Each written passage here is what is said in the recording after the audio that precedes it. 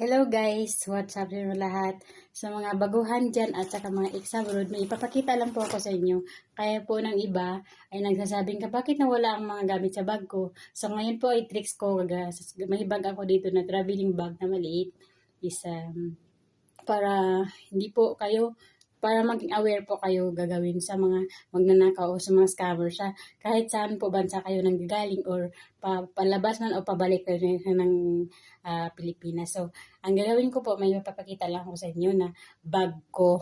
So, ang gagawin ko ay ipapakita ko lang at least. Pero itong video na to, hindi lang ako nakakagawa ay meron na po yung ibang vlogger na nakakapaglabas ng video ng mga tricks kung bakit nila nabuksan yung bag nila. So, ganito po ang gawin ko. Yan po. So, ang bag ko po ito. Yan. So, ganito po. May laka po ako dito. Yan. So, may ballpen din po ako.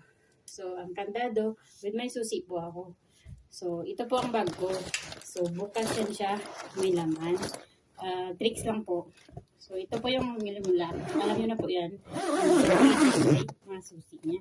So ilalak natin. Ganun, ngayon po, ilalak ko po siya. Ilalak ko po siya ng ganun. May kandado po ako. Ganun po. Para po, maging aware po kayo. Kasi po yung iba, ay hindi po sila nakapag-aware or hindi nila alam. So, ganun po.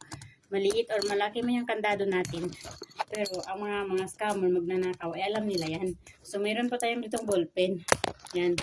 Kahit anong ballpen o matutulis na bagay, kaya po nila gagawin na buksan ang bag mo. Ngayon po may susi ako. So, ibig sabihin, ay yung bag natin nasa luggage na or nasa airport na. Yan nga po.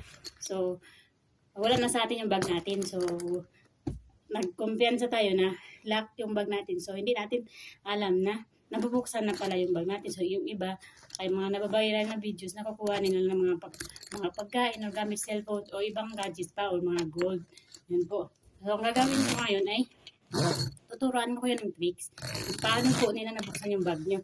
So, sarado po yan lahat ng bag ko. So, ngayon, sa airport na or anong bansa din kayo galing o pupunta. Ganito ang mga tutulis na bagay po ang kaya nila pong gawin. So, ballpen or ano man yun po. Gagawin natin ganun po. Ganun po. Kita nyo po dyan.